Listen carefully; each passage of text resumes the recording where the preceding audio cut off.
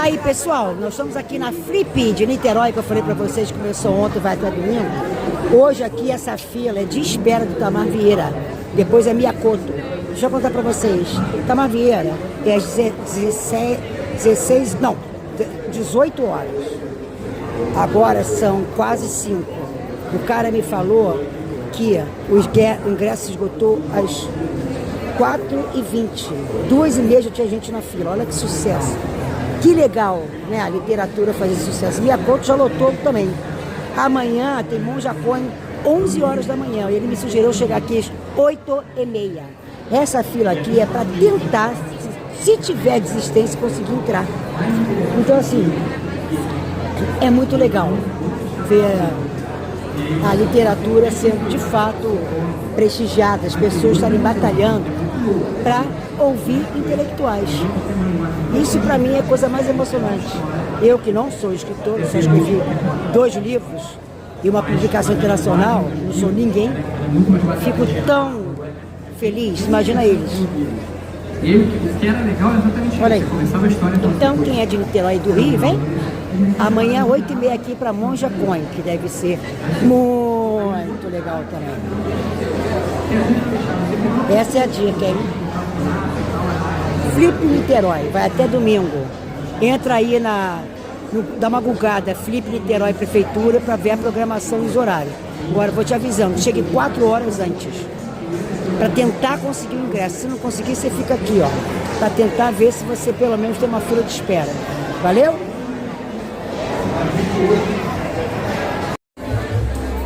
Olha aí, sala lotada, gente. Conseguimos entrar. Então eles falaram que tinha que chegar 4 horas antes. Só que a gente acabou de chegar, 5h30, a palestra às 6. Entrando numa fila de espera e entramos. E tá lotado. Esse aqui é Itamar Vieira, olha o Miyakoto, Torturado. O cara é um sucesso, fenomenal. Vou mostrando pra vocês, tá? Aguardem. Aqui tem tudo, gente. É um super guia. E também seguir lá, @FLIM-oficial, para vocês ficarem por dentro de tudo. A FLIM, Festa Literária Internacional de Niterói, reúne palavras e ideias, arte e pensamento, pessoas e histórias. É uma festa para quem acredita no poder da escuta, da leitura e da criação.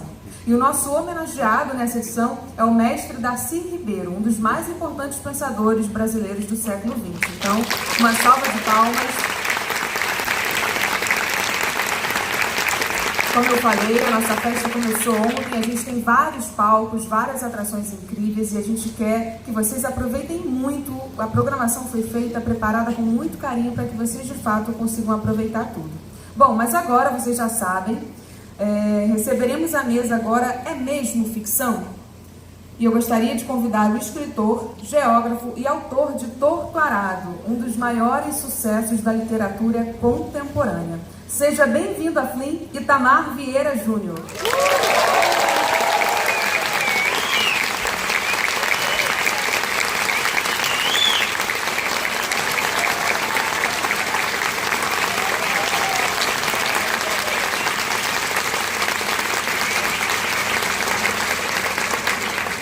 E para mediar esse bate-papo, convidamos a escritora Maíra Sigwald.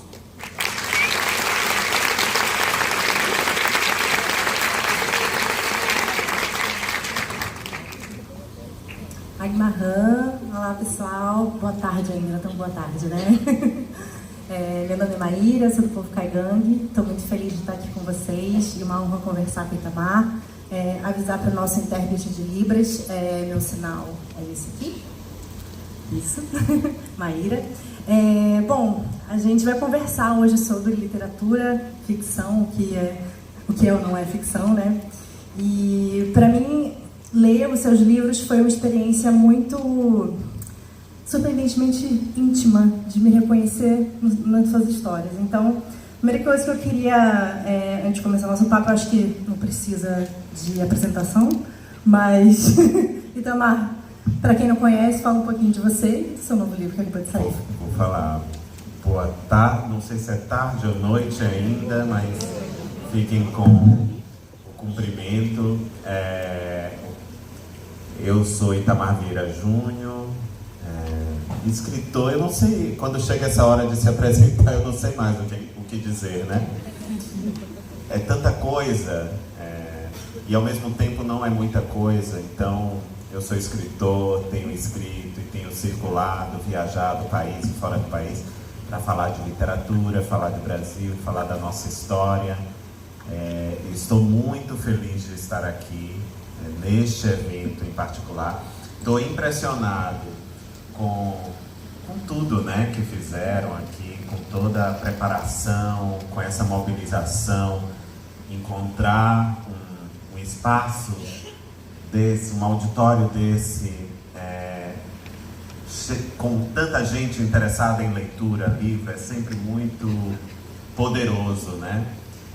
Eu me sinto em casa, mesmo não conhecendo cada um de vocês, mas eu acho que tem algo em comum a nos unir, que é o interesse pelas histórias, pela literatura, pelo livro, né? Então, me sinto em casa.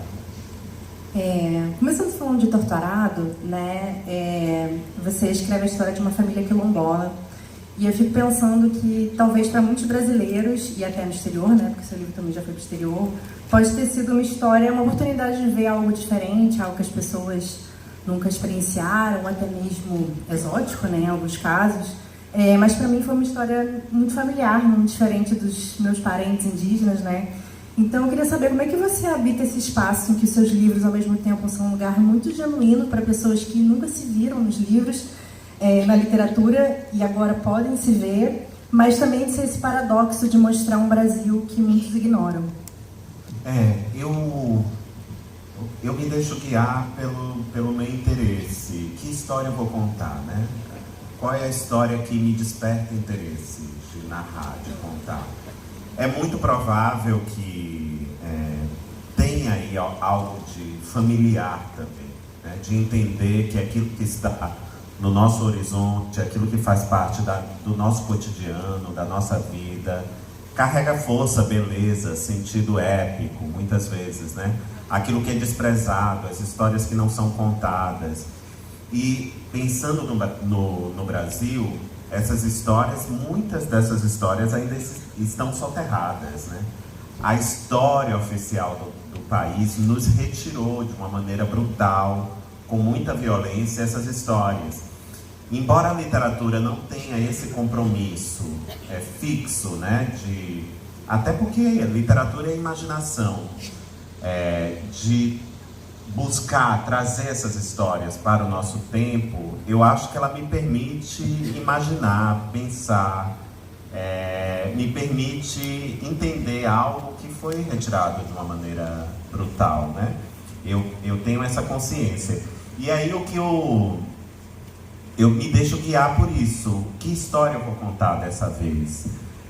Quando eu comecei a escrever Torturado, eu fiz uma tentativa de escrever Torturado, mas eu era muito novo, aos 16 anos. Eu abandonei essa história e ela mudou muito com o tempo, né? Mas eu abandonei na página 80. Então deixei de lado e perdi depois, porque mudávamos muito de uma casa para outra, atrás de aluguéis mais baratos, né? E essa história se perdeu. E depois quis o destino, eu me formei em geografia e achei que seria professor. Trabalhei 2 anos como professor e fiz concurso para o INCRA e fui trabalhar no INCRA como analista agrário. E quando eu fui para o campo, aí a história, eu revivi a história uma outra vez. E a história daquelas pessoas que eu encontrava não era muito diferente da história da minha família paterna, do meu pai, que foi criado no campo até os 15 anos, dos meus avós que tiveram que migrar para a cidade, e dos meus bisavós que permaneceram na terra, mas sem terra, né? Migrando de um lugar para o outro para poder sobreviver, cultivar, trabalhar, e depois eram convidados a se retirar. E aí, quando eu cheguei no campo, eu disse, essa é a história que eu escutava em casa, mas não sabia muito bem o que era, porque não via de uma maneira direta, né? Eram só memórias. E aí eu tive uma conexão muito forte e percebi nessa travessia que existia uma relação muito forte daquelas pessoas com o lugar onde nasceram, com o lugar onde trabalhavam, né? Muitos tinham migrado, ido de um lugar para o outro, mas eles tinham uma relação de amor com a terra. E eu, quando sentei para escrever essa versão que se tornou pública, que encontrou os leitores, eu disse, eu quero fazer algo muito simples, que é registrar essa história de amor, que pouca gente fala, né? Que é uma história de amor com o seu país, com o seu chão, de onde veio, né? Onde se plantou, se sustentou para poder viver e sobreviver. E fui guiado por isso, mas aí a escrita me levou por outros caminhos, porque quando eu estava escrevendo, a pergunta cresceu, né? O sentimento cresceu. E aí eu vi que eu já estava falando de outras coisas, estava falando de direito, né? De direitos, e o direito ao chão que se pisa. E fui imaginando que esse direito não é só daqueles que estavam ali retratados como personagens. Esse direito é de todo e qualquer ser humano, né? Não existe vida se a gente não tem um chão para pisar. Não existe vida se não temos um lugar para trabalhar, uma casa para morar. Isso não é só no Brasil, em toda parte, em todos os tempos da história.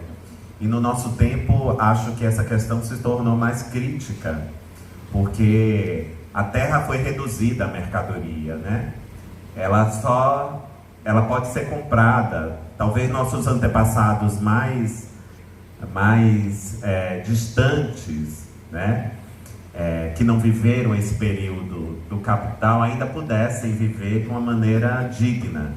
Mas depois que isso se tornou uma mercadoria, que foi retirado do ser humano, do homem e da mulher, acho que a coisa ficou muito mais grave, muito mais séria. E hoje a gente tem guerras, tem grandes disputas, muitos conflitos que envolvem toda sorte de pessoas, de comunidades, né? As indígenas estão aí para dizer isto.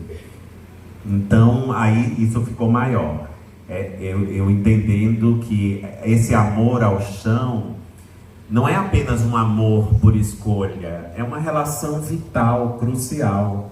Foi aí que durante a escrita de Torturado eu entendi que essa história se desdobrava em outras histórias e concebi o que eu chamei de trilogia da Terra. Falar desse projeto de colonização que nos moldou, né? E que reduziu a paisagem, aquilo com que mantínhamos uma relação vital, reduziu a mercadoria, né? Então, uma casa não é um lugar onde as pessoas se abrigam, onde elas vivem, onde elas, enfim, vão estabelecer os laços com o ambiente para poder viver. A casa é o que ela vale, né? São números abstratos, né? Porque nós que damos, é uma ficção, criamos essa ficção, que são os valores também. A gente pega uma cédula, hoje ninguém mais pega em dinheiro quase, mas uma cédula, as pessoas abrem um aplicativo do banco e acham que o que está lá registrado é o que existe mesmo, mas quem prova que aquilo é de fato verdade, né? Atribuímos valores às coisas de maneira genérica, e nos desconectamos da paisagem que vivemos, nos desconectamos de uma maneira de uma maneira brutal, né?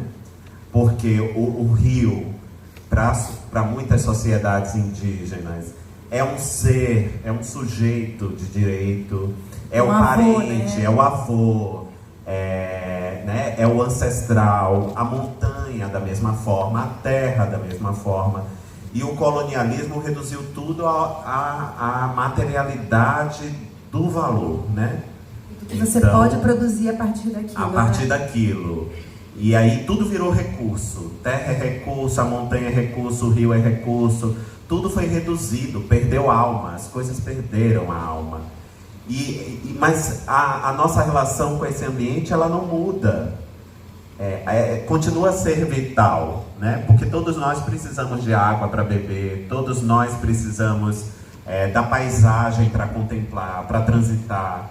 E como é que fica tudo isso, né? Então, eu acho que a partir dessas histórias, eu tento, de alguma maneira, restituir essa conexão que foi perdida.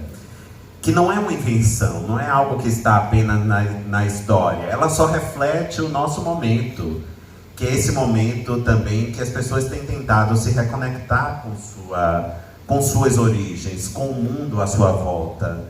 E foi assim que eu concebi, imaginei, a história foi crescendo, a história de Torto Arado. Aí se desdobrou, veio o romance Salvar o Fogo, e agora chega Coração Sem Medo, né? Mas não dá para pensar na nossa trajetória, no nosso cotidiano, se a gente não refletir sobre o passado. E a gente não reflete sobre o passado por um desejo masoquista de sofrer, não é nada disso. É porque a chave para entender o nosso presente muitas vezes está no passado. E a gente quer entender tudo isso para não repetir os erros, né? Para saber onde foi que nos desconectamos do mundo. O mundo está vivendo uma crise, a emergência climática é uma dessas crises, né? Além da exploração do trabalho, de tantas outras coisas. E uma coisa não está desconectada da outra. Só vivemos essa crise climática porque essa sanha pelo poder, essa sanha pelo dinheiro, ela não tem fim. E aí a gente destrói tudo. E depois a gente descobre que a gente não pode viver num mundo destruído. Porque vai faltar água, porque tem um aquecimento global, porque o mundo se torna ainda mais hostil, já está hostil, porque a gente tem vivido essas consequências, mas vai ser um lugar muito pior, pode se tornar um deserto imenso. O Ayrton fala que a gente não tem como comer dinheiro, né? Vai chegar um momento come. Aí falam do PIB, tudo bem, que distribui políticas públicas, se essa foi a intenção do governo que está, né, da vez, porque os governos mudam. E aí a gente fica ao léu disso, um acha que é importante, outro acha que não. Mas a Maria da Conceição Tavares dizia, ninguém come PIB, né? Estão destruindo lá as montanhas de Minas Gerais, estão devastando a Amazônia. O agronegócio é responsável pelo superávit da balança comercial. Mas a custo de quê? De muita destruição, né? E a gente não come PIB, até porque esse PIB não é distribuído de uma maneira igualitária. Vai ter uma elitezinha que fica com a maior parte e o que sobra se transforma em política pública, para a escola, para a saúde, etc. Então, eu acho que é essa maneira de viver que entrou em decadência, mostra a falência da humanidade. E o que é que a literatura tem a ver com isso, né? A gente fica pensando... A literatura reflete sobre o nosso tempo, sobre o nosso momento. Todo escritor, quando escreve, ele até pode não ter essa consciência, mas no fundo ele está registrando de uma maneira literária, artística, o seu tempo, né?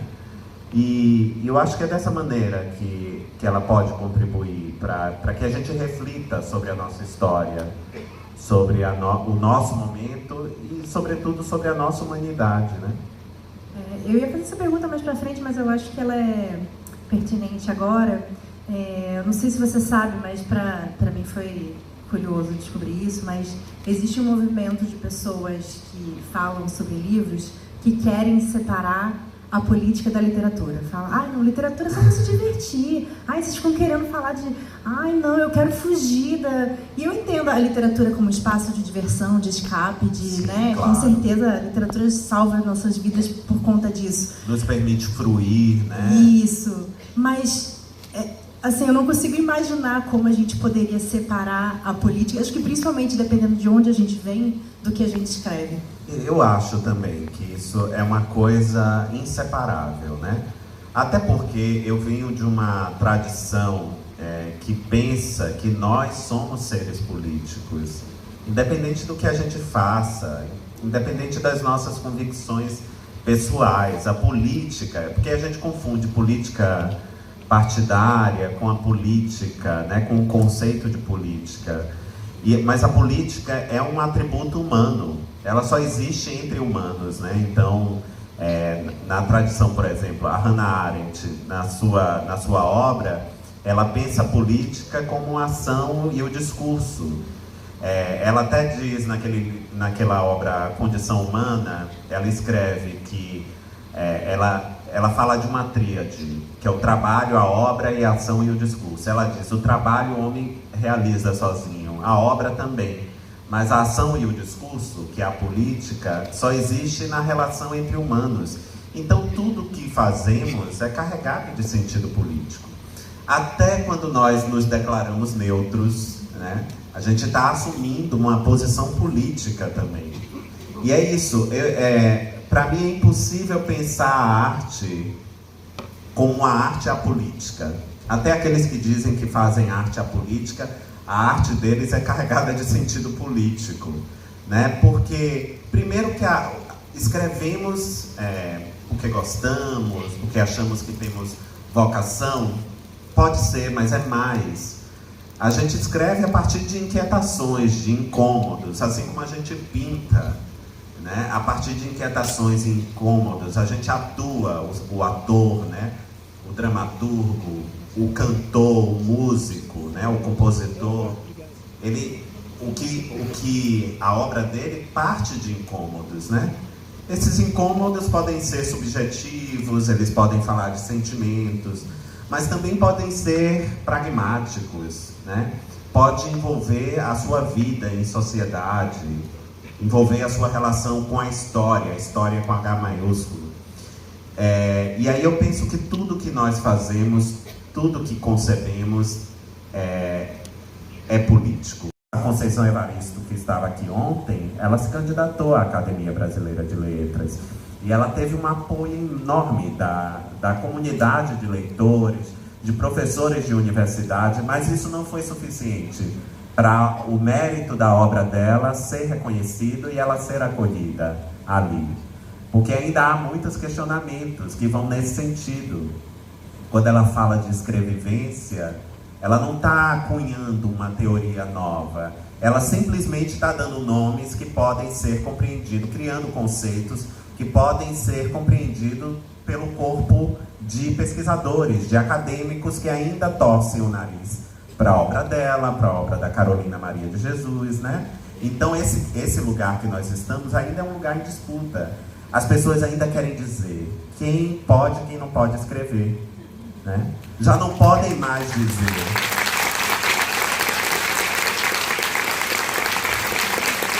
Como já não podem mais dizer quem pode e quem não pode ler, eles querem dizer quem pode e quem não pode escrever.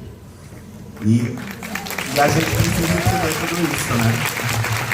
Não, e é interessante trazer a coisa da academia e esse espaço de disputa, né? Porque a gente teve o Ailton Krenak entrando, que é uma pessoa que não escreve, né? Os livros dele foram todos falados. Exatamente, né? Ou seja, mas veja, a Conceição se candidatou, se eu não me engano, foi em 16 ou foi 18, acho que foi 18.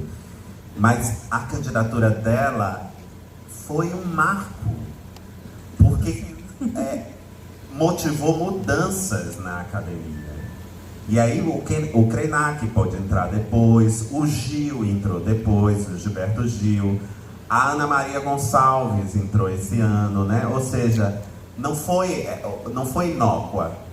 O posicionamento firme dela, o reconhecimento da arte da Conceição Evaristo fez com que a academia revisasse alguns parâmetros e agora caminhasse para essa pequena abertura, porque ainda é muito pequena, mas para uma pequena abertura, né? Não deixa de ser positivo. Porque essas três histórias, embora elas passem um tempo muito próximo ao nosso, são histórias que carregam a marca, além de imaginar essa relação vital com que nós, as personagens, estabelecemos com a Terra. Não dá para falar dessa relação sem revisar a história, sem reimaginar, permitir que a gente reimagine a história. E aí, quando a gente pensa nos grandes eventos que moldaram a nossa sociedade, a nossa história, é impossível não pensar na colonização, é impossível não pensar no extermínio dos povos indígenas, é impossível não pensar na escravidão e nas marcas que a gente carrega até hoje de tudo isso, né? Porque não é uma coisa que está no passado. Eu lembro, eu criança, na escola, estudando lá. O Brasil se tornou independente em 1822. A escravidão foi abolida em 1888. A gente estuda, decora os marcos.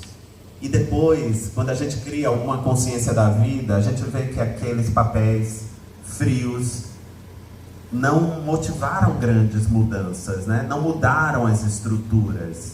A gente passa a questionar tudo isso.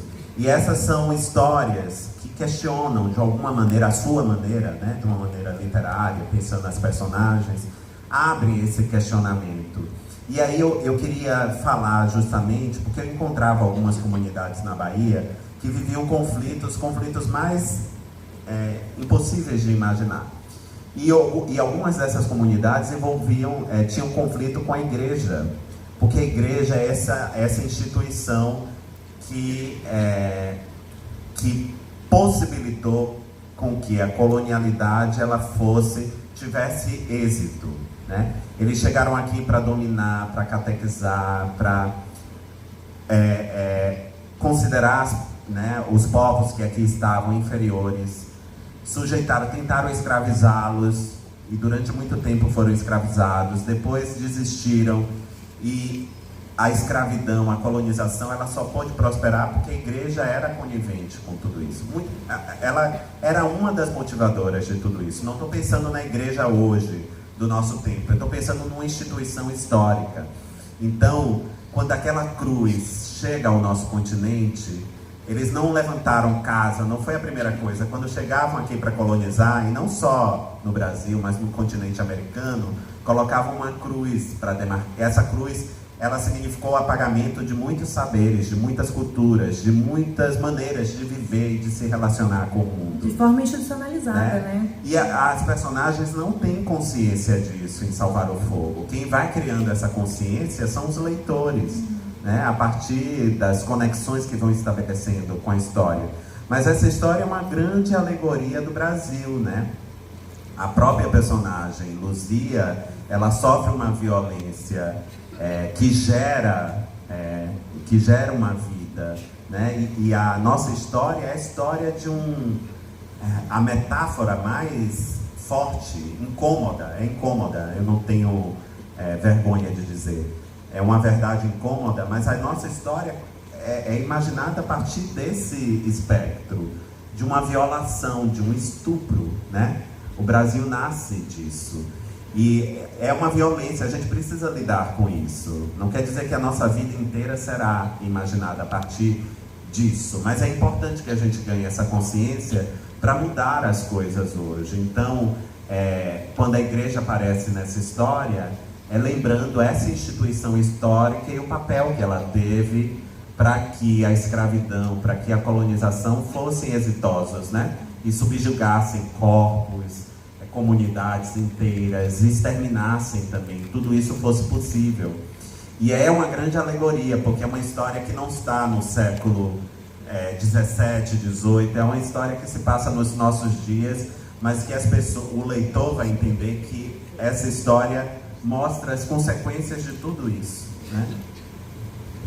Põe o livro, às vezes, até na editora, e eles são, assim, pessoas que, assim, de muita boa vontade, que acreditam no seu livro, mas às vezes parece que tem ali umas dificuldades de entender exatamente, porque a gente vem de um outro olhar de mundo. Queria saber se você enfrentou alguma coisa assim na sua publicação. Eu, antes de doutorado, eu publiquei 2 livros de contos. Esses livros só foram publicados porque eu concorri a concursos literários. O primeiro não está mais em catálogo, é um livro de contos chamado Dias. Esse livro eu publiquei, eu concorri ao concurso de maneira anônima, escolhi um pseudônimo e era uma exigência. E o prêmio era a publicação, e aí eu publiquei em 2012, né? Teve uma noite de autógrafos, eu dei entrevista, mas era um prêmio local lá na Bahia, e ficou circunscrito lá. Depois, em 2017, eu publiquei um outro livro, que se chama A Oração do Carrasco, e aí eu concorri a um edital público da Secretaria de Cultura, que tinha um eixo literatura, e eu apresentei um projeto, eu já tinha um livro escrito, e o livro publicado por uma pequena editora da Bahia. Mas foi uma grata surpresa, porque com essa publicação eu cheguei a ser finalista do Prêmio Jabuti em 2018. Mas ainda assim, sempre ali, encerrado, muito local. Eu cheguei a mandar algumas coisas para as editoras, grandes editoras brasileiras. Nunca recebi uma resposta. E eu escrevi Torto Arado. Eu disse, o caminho vai continuar a ser o mesmo. Quando eu escrevi Torto Arado, eu não tinha editora. Me lembro até que eu perguntei ao editor do primeiro livro se ele tinha interesse. Ele disse que não tinha cronograma. Depois ele disse, o que é que eu vou fazer, né, agora? Vou procurar concurso e vou mandar o livro. E aconteceu de, quando eu terminar o livro, o primeiro concurso, prêmio literário que apareceu foi o Prêmio Leia, que é um prêmio dado por um grupo editorial português. Inclusive, há 2 anos foi um carioca que venceu, o Vitor... esqueci o nome do Vitor, mas depois eu vou lembrar. Que ele publicou um livro que se chama Não Há Pássaros Aqui. Acabou de sair esse livro. Ele até está semifinalista do Prêmio Oceanos. E ele ganhou, e eu mandei, mas sem nenhuma expectativa, né? Porque acho que o prêmio já tinha uns 12, 13 anos, e só um brasileiro tinha vencido em 2008, e todos os outros vencedores tinham um moçambicano, e os outros eram portugueses. Eu mandei, foi um envio protocolar. Eu disse, eu vou tirar isso da gaveta, porque eu quero me ocupar de outras coisas. Tenho outros projetos de escrita e etc. E aconteceu de 6 meses depois eu recebi um telefonema que o livro tinha vencido o Prêmio Leia. Para mim foi, acho que ali a minha carreira deu uma volta, né, uma guinada, porque era um prêmio português. O livro foi publicado por uma grande editora de Portugal. Eu viajei, eu dei entrevistas, né? Tinha um prêmio que eu nunca imaginei receber, um prêmio que é adiantamento, eles chamam de... É um adiantamento dos royalties do livro, e era um prêmio de 100 mil euros. Eu lembro quando eu disse para minha mãe... a primeira pessoa que eu liguei para dizer que tinha vencido o prêmio foi minha mãe. E aí eu disse, minha mãe, ela sabia que eu escrevia já, porque eu tinha publicado os outros 2 livros. Eu disse, meu livro ganhou um prêmio em Portugal. E é um prêmio de 100 mil euros. Ela não sabia, né, claro, quanto era 100 mil euros. E eu fiz a conversão. Você recebeu um trote, você acabou de ter ela não acreditou, pois é. Aí eu disse, não, é verdade, mãe, eles ligaram, eu concorri a esse prêmio. Se eu não tivesse concorrido, eu sabia que era um trote. Ela disse, não, depois ela entendeu, né? Quando começaram a sair as notícias, ela entendeu. E aí foi uma mudança importante, porque eu lancei o romance primeiro em Portugal. E aí teve uma cobertura da imprensa, uma acolhida lá da crítica, dos leitores. E eu fui procurar uma editora no Brasil para publicar. E eu tive contato com o Leandro Sarmax, que é editor da Todavia. Eu simplesmente escrevi um e-mail para ele dizendo que Torto Arado era o começo de um projeto maior, que eu tinha já o projeto de Salvar o Fogo e de Coração Sem Medo. Aí eu informei para ele nesse e-mail. Aí compilei, fiz um clipping de notícias que tinham saído em Portugal e mandei um exemplar para ele. E ele foi muito generoso, ele leu o livro assim, e com poucos dias ele disse, nós queremos publicar, e publicou. Mas eu me lembro que saiu uma tiragem, que é o normal de tiragem, que era 3 mil exemplares, né? E aos pouquinhos o livro foi conquistando leitores, depois vieram outros prêmios. O livro, enfim, está publicado em muitos países, ganhou mais prêmios fora do Brasil, foi finalista de prêmios importantes fora do Brasil também. Mas meu caminho foi não tradicional, eu segui esse caminho. Como o concurso em Portugal, ninguém sabe quem escreveu. A gente escolhe um pseudônimo também. E eu escolhi um pseudônimo, ou seja, o concurso é feito às cegas, né? Então, eles escolhem quem, de fato, escreveu aquele que foi considerado o melhor pelo corpo de júri.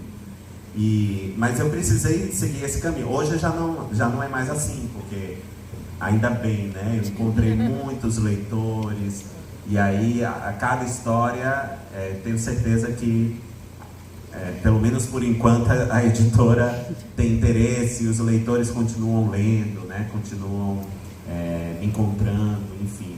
Mas o meu começo foi assim, porque eu não tinha espaço fora da Bahia, né? Para ser publicado no eixo Rio-São Paulo. Rita Preta desliza, serena no Ilê Axé. Não sente nenhum anseio, desejo, medo. É um sopro livre, a corrente leve de ar levantando bandeirolas coloridas, alinhadas às ripas de madeira que seguram o telhado do barracão. Faz muito tempo que não participa de uma cerimônia de axé. Esteve presente apenas 2 vezes, depois de seu primeiro filho nascer. Não se recordava mais da sensação de estar numa celebração, nem dos sons dos atabaques, dos cantos, do branco das vestimentas, em contraste com o negro da pele de sua gente. As janelas de madeiras pintadas de azul estão abertas, e uma luz especial toca o ambiente. Não é a luz de um dia ensolarado, mas um clarão difuso, afável, que ilumina a atmosfera e se integra à aura daquela comunidade que celebra tempo. Louvam a memória do que resistiu e se transformou na longa travessia por mar e terra, de vida e morte, pelos séculos passados e os vindouros. Eis o verdadeiro tesouro, e o corpo se acende. Não é o ouro, nem são os edifícios altos, modernos e seculares, nem mesmo a vastidão de terra a nos circundar. Nossa herança continua a ser carregada no Ori e no Ocã.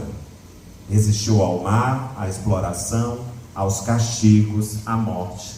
Floresceu a cada manhã na mente e no corpo, fincou raízes no coração, cresceu como uma frondosa árvore verde e viva, transcendeu cada corpo. Tornou-se sons, palavras, conhecimentos, cantos, movimentos. Arou e semeou o chão, retirou do profundo da terra o que nomearam riqueza, ergueu grandes e pequenas cidades, fronteiras e nações, recriou mundos e deu sentido ao que parecia não ter rumo. Rita Preta evolui no salão, gira, os braços flexionados se agitam. O branco de suas vestes reflete o brilho que a envolve, e as pessoas à sua volta cantam e batem palmas, saúdam o tempo. Os corações de ontem e de hoje se unem num só. Ela dança, ela é o tempo. Ela é Mazé, é Carmelita, é Donana. Rita é o corpo dividido em cada um de seus filhos e dos filhos de seus filhos e de todos os que ainda virão. Ela é os olhos dos que a glorificam em palmas e saudações. Zara Tempo. Então, outra Rita toma nos braços, embora ela não a conheça. Ela se apresenta sem mover a língua. Apareceu para sua mãe, quando Rita se abrigava em seu ventre. Eis porque carrega seu nome. Uma alma tão antiga, sem começo nem fim, vinda dos primórdios da existência. Conhecia o riso e o pranto, a boa e a má sorte, o gozo e a dor. Conhecia os caminhos trilhados por todos os que vieram antes e os caminhos que serão percorridos pelos que estão por vir. Santa Rita Pescadeira é tempo e lança a rede de apanhar peixe sobre a outra Rita. É minha, a encantada vibra ao redor de Rita Preta, empunhando a rede pesada e sem peixe, como se estivesse carregando um arrastão de xarel. A sua dor é minha. Ó Camimó, és um coração puro, és um coração sem medo.